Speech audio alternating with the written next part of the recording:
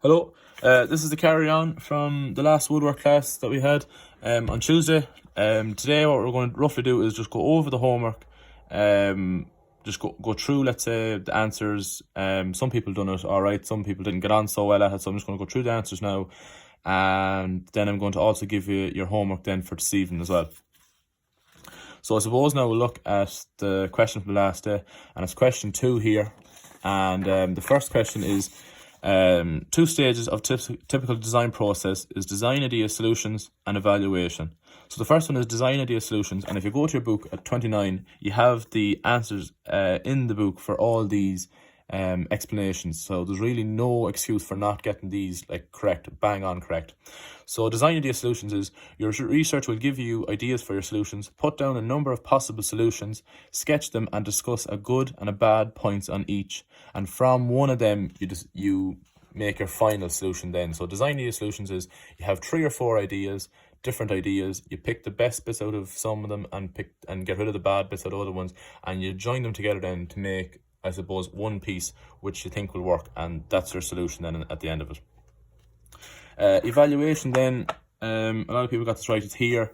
An evaluation, remember, is done at the end. It can only be done at the end of the project, and I suppose is when you stand back, look at the project and decide what you liked about doing about it, what you didn't like, what was easy, what was hard, and if you were to make the project again, what would you do better.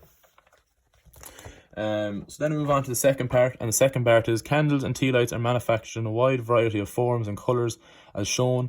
Using neat freehand sketches, communicate your design ideas. So it has to be wall mounted wooden unit to display a minimum of 3 candles.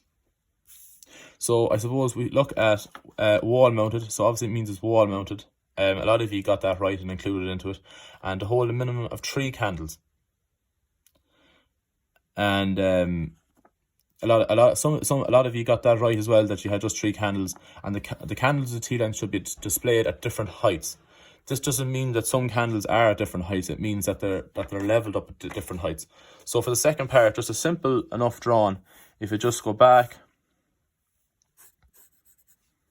and all you have to do is just keep your idea simple.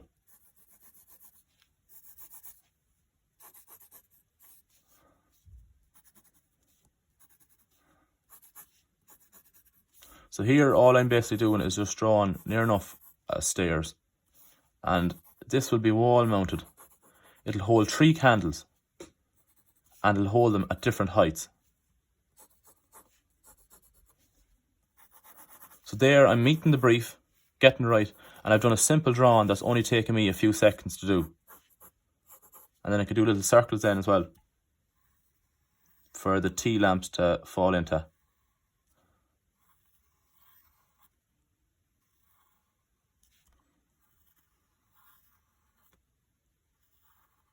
So as you can see there, I've done a simple drawing, fast, quick, and I've done, it can hold 3 candles and it's at 3 different heights. Then it has to be wall mounted, so we have a little bracket on the bottom. So all you have to do then to show, let's say, you can't show it here, it's very hard. So all I want to do, let's say, for the bottom is, there, now we have our candle holder in elevation, or the side view. And all I want to do is have a little bracket here.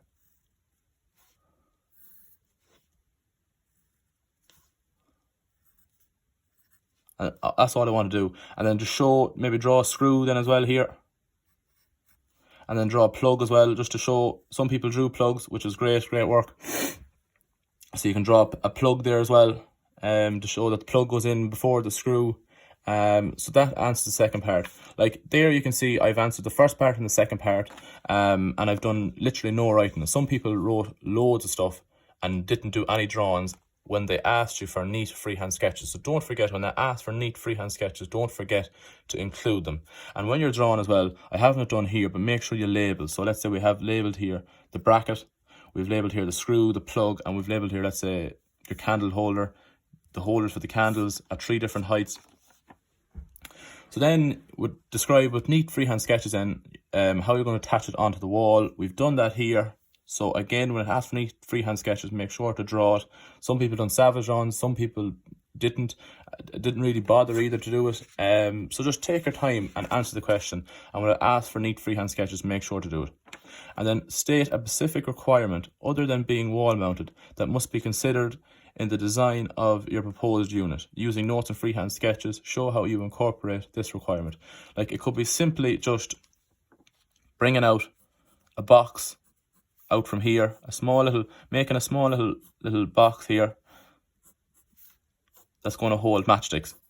Simple as that. It's going to hold a box of matches, that's all. It could be something so simple as that. And make sure when you do add on to the first drawing that you're right beside it the part of the question, because a lot of people would do the part of the question down the bottom and have this blank and expect the examiner to know that you included it up here in the first picture. Make sure if you are going to add on to the first drawing that you write the part number beside it.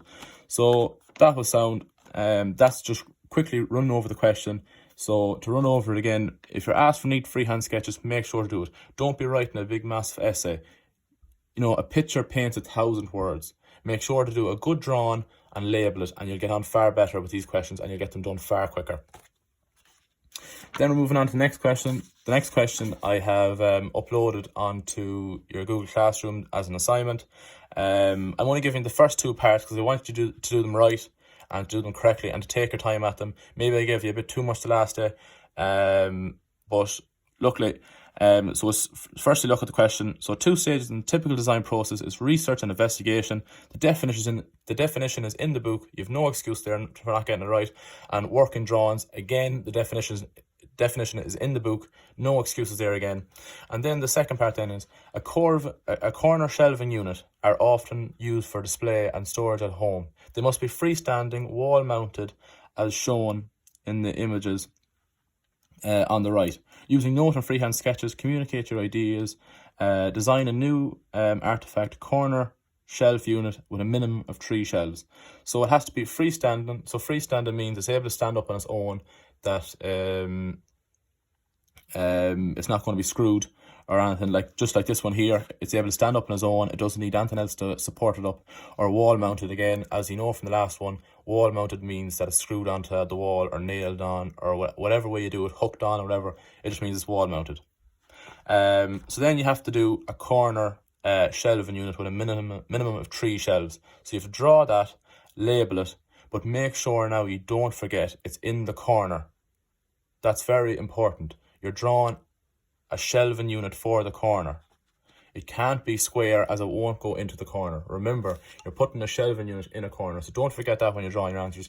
So all you have is the first part, so part I and II to do for the double class. So just take your time and do them right. Perfect, thank you.